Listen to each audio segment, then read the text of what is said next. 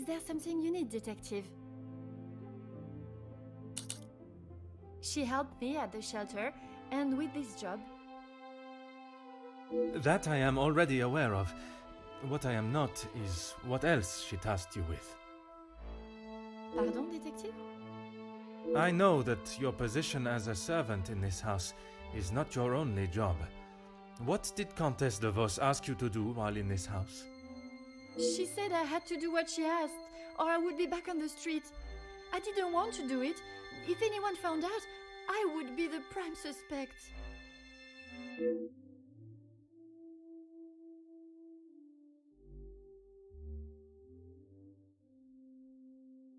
Merci, mademoiselle.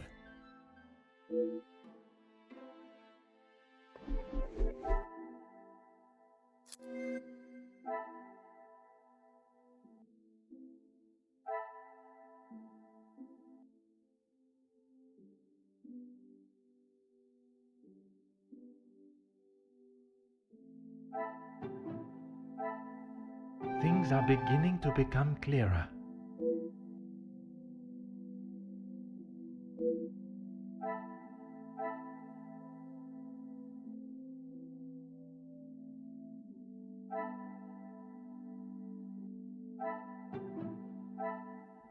Some would say a lucky guess. I would say a moment of genius.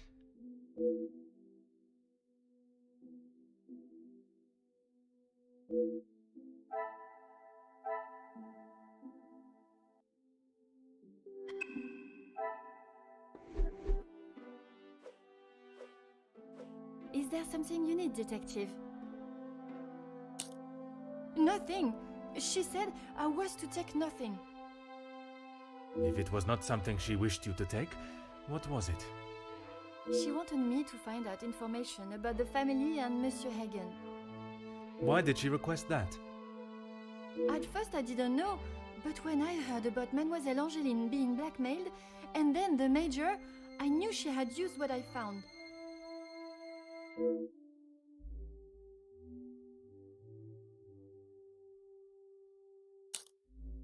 I knew Monsieur Archie had a key, and it would be easy to get it from him.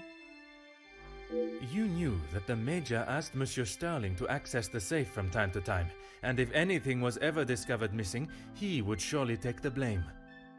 I never took anything. I only told the Countess what I had found. And that was?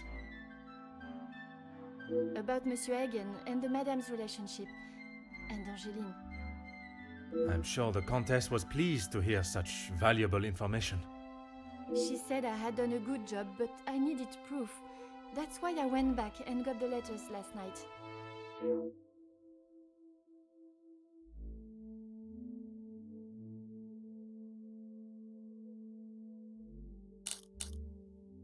I fetched the letters again and took them to the Countess last night. But she shouted at me and said what a stupid girl I was. You were only doing as she requested. She said it was too dangerous for her to have them with you around. That's when I returned them to the study. I thought I heard someone on the stairs, so I just threw them back. It was dark as I dared not turn the light on. Someone would have seen it.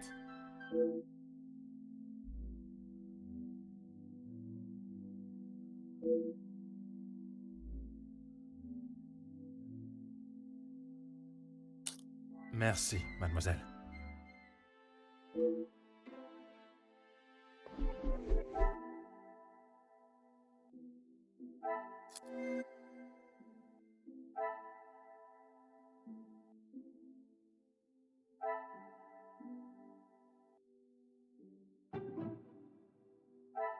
I must take a different approach if I... Is there something I am not... Order and method. That...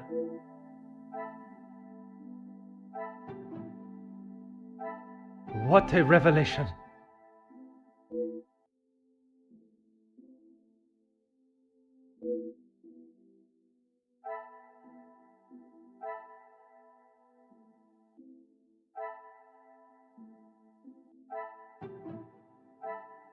Another success. I never doubted myself.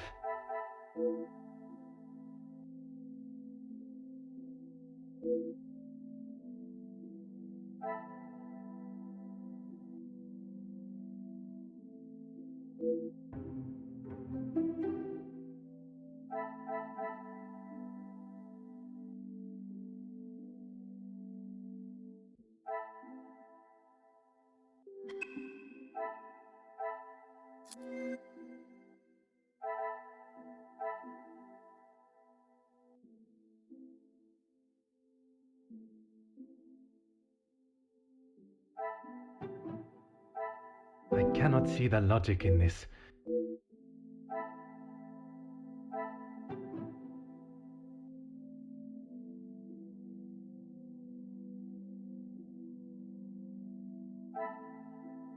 I must act on thought and... This will not get me any closer.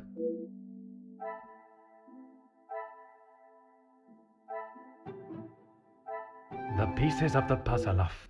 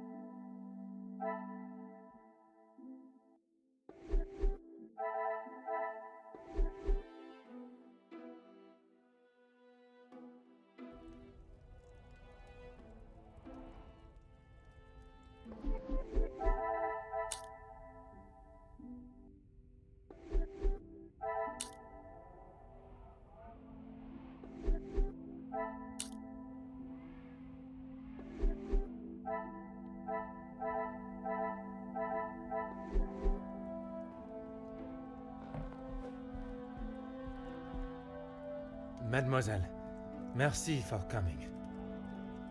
Have you had a breakthrough, Detective? I have.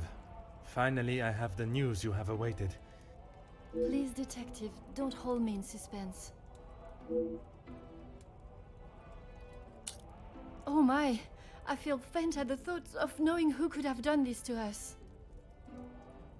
It is said to keep your friends close, but your enemies closer. It is Countess de Vos that is behind the letters. I don't believe it! What about the Major's letter?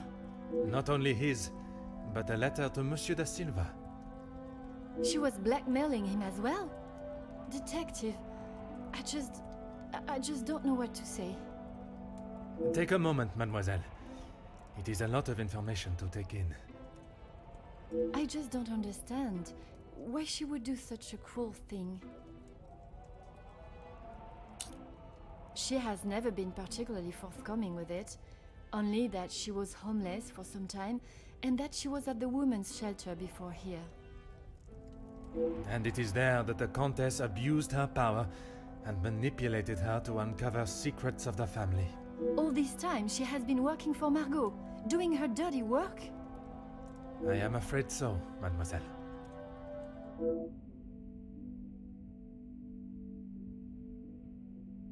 Is Maman aware?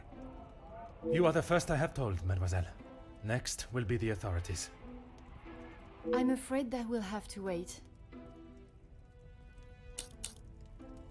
And we will. I want to see her punished to the fullest extent of the law. But we cannot telephone anyone, as the lines are still down. Monsieur Archibald informed me earlier. I had hoped they would be working again. Last night's snow must have caused more damage than expected. Last night? They have been done all weekend, Detective. Detective? Are you okay?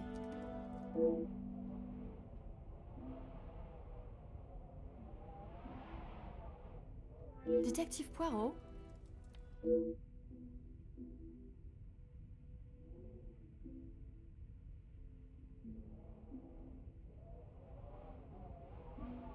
Would you like me to fetch you a glass of water, detective? My apologies, mademoiselle. I was taken by surprise for a moment, but I have regained my composure. A glass of water is not required. Would you excuse me? Merci, mademoiselle.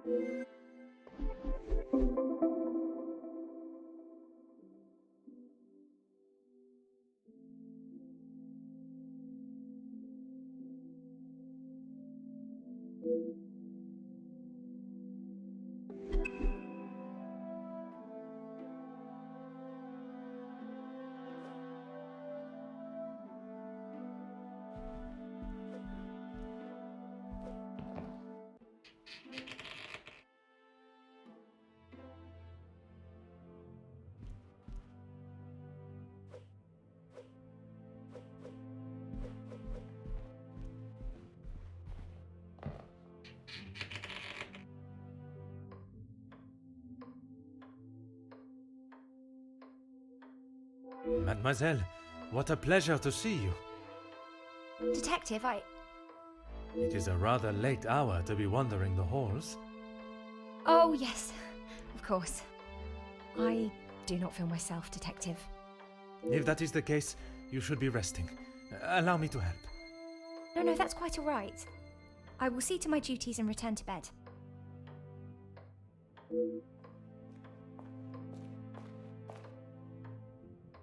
Lizzie, excuse me, Elizabeth. Lady Van den Bosch has been waiting for some time now. Oh, yes, sorry. Detective Poirot was just... I'll see to the detective. You just head on up. Off you go. Good night, Detective. Bonne nuit, mademoiselle.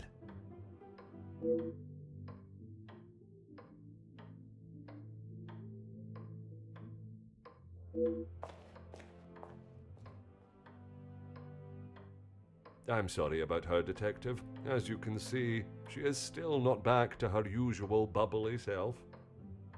This weekend seems to have taken quite a toll on her. She'll be right as rain in a couple of days. Now, what can I help you with? As if by magic you appeared when needed. I would like to speak with you and the remaining staff. If you could gather them in the staff pantry. At this hour, Detective? Is that really necessary? I shall be the one that determines what is and what is not necessary, and this is very much the former. As you wish, Detective. I'll see if Inge has finished preparing for breakfast. And Mademoiselle Rihanna? Yes, of course. I'll fetch her from the kitchen. Elizabeth may be some time with the lady of the house. Perhaps you'd like to start with us? Very well. I shall speak with Mademoiselle Elizabeth when her duties are complete. While I am gathering the staff, Mr. Beckers is in the library. If you wish to join him, I could bring you both a nightcap. I wish to keep a clear head, but there is something I wish to discuss with Monsieur Beckers.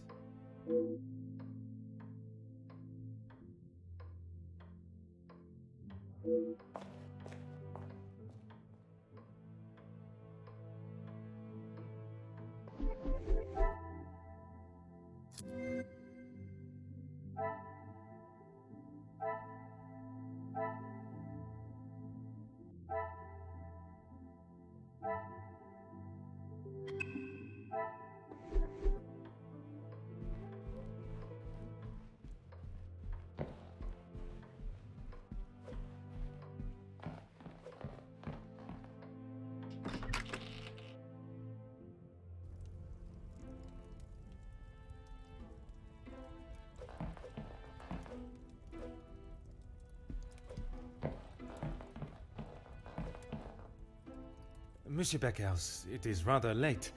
The other guests have already retired to their rooms. I didn't even see the time. It's easy to lose oneself in a library this impressive. That is something we can agree on, monsieur. I suppose I should be heading? Un moment, monsieur. There are some matters that we must discuss. Oh, what is it, detective?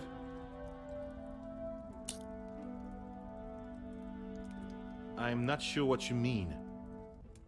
A proposal to make you somewhat of a star, a figurehead for the working man. What would you call that? There was certainly no talk of making me a star. That is not the type of man I am. She wanted to write a piece on my work with the union, and I was happy to oblige.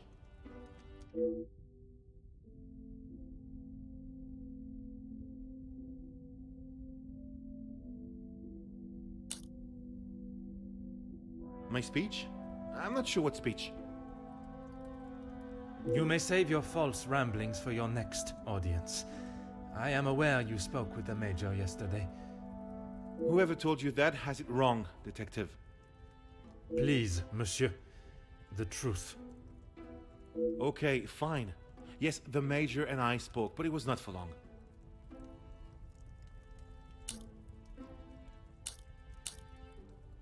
I was trying to convince him to speak with Ernesto.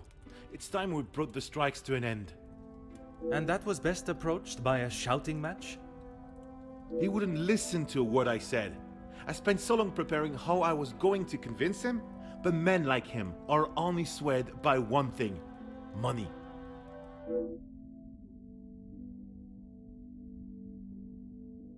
It is said that money is the root of all evil, but it can also be a rather powerful bargaining chip. Well, he was bargaining with people's lives.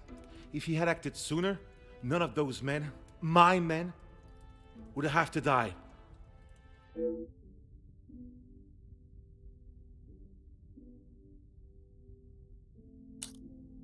A deal?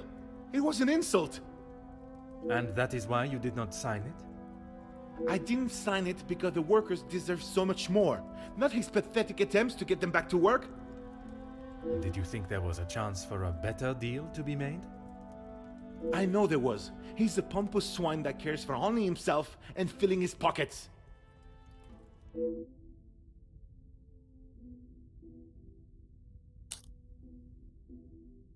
Mademoiselle Conrad can be quite convincing, can she not? She has certainly taken several wealthy business partners by surprise with her knowledge and prowess. She knows how to use her womanly powers to get what she wants. But she did not surprise or use you? Me? Used me? Don't be ridiculous, detective. There were no games played at my expense.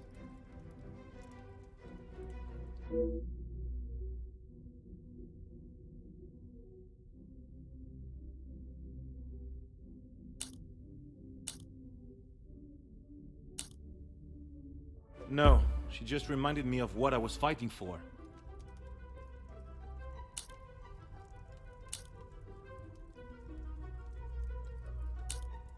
Excuse me? You had the opportunity to end the strikes before the tension escalated, let alone blood being spilt. But you chose not to. How dare you! Everything I have done has been for those men. I fight for their rights and their fair treatment.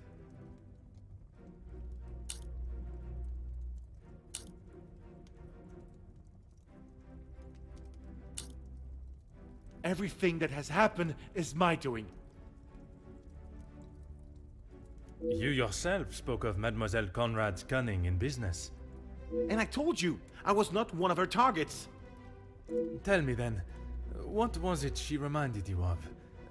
The acclaimed man of the people you would be known as if you pushed the factory owners for more?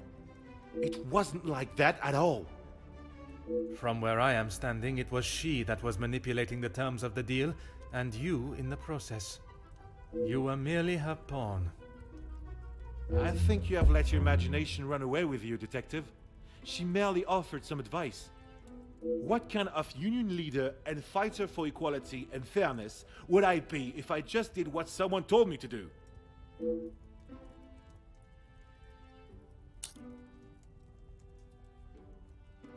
Mademoiselle Conrad can...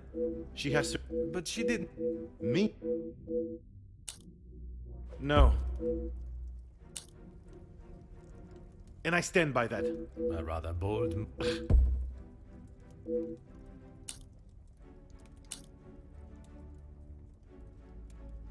I may not be perfect, but Your efforts fell short in every respect. You claim to be the voice of the people, but you care about no one's voice or benefits but your own. it's not as easy as just signing a piece of paper, Detective. It is a heavy weight to bear on one's shoulders. You yourself spoke of Mademoiselle Conrad's cunning in business. And I told you, I was not one of her targets. Tell me then, what was it she reminded you of? The acclaimed man of the people you would be known as if you pushed the factory owners for more? It wasn't like that at all.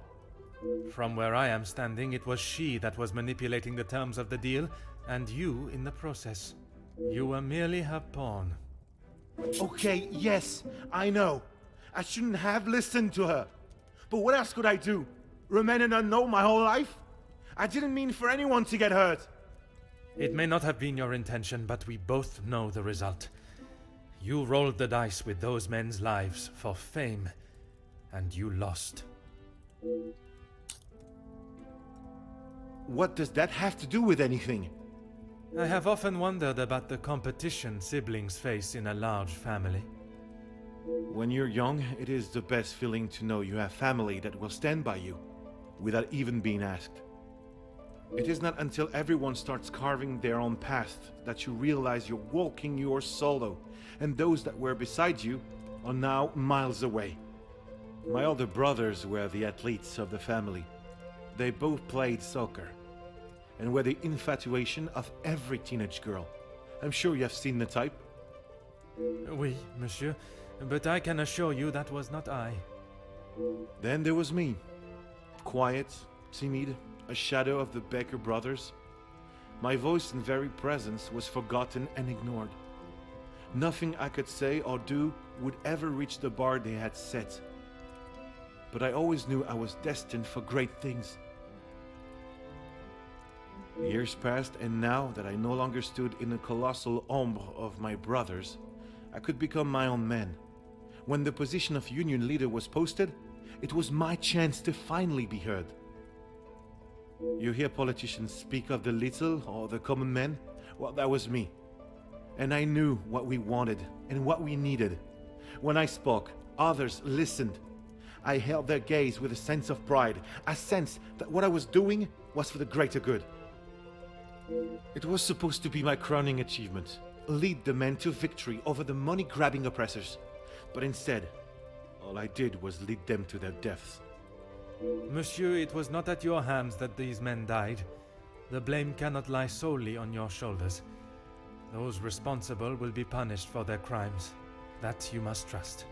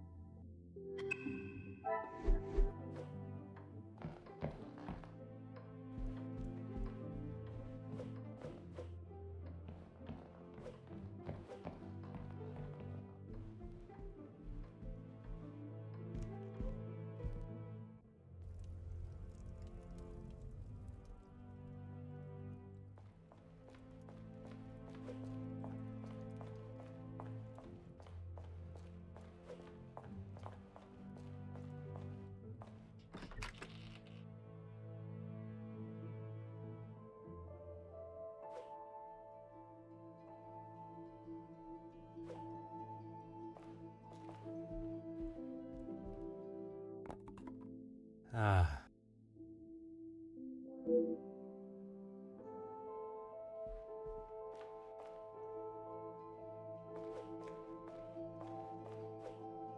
Hmm.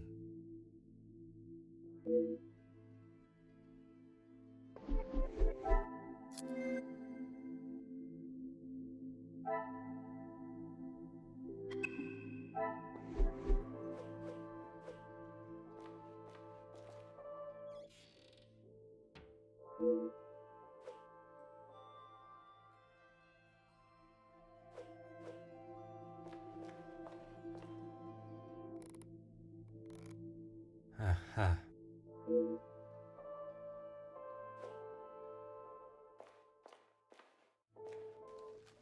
Oh.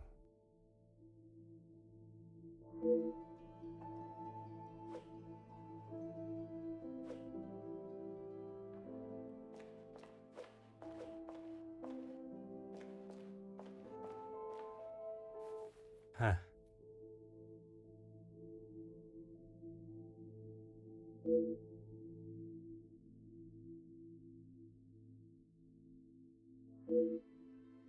Detective, what can we do for you?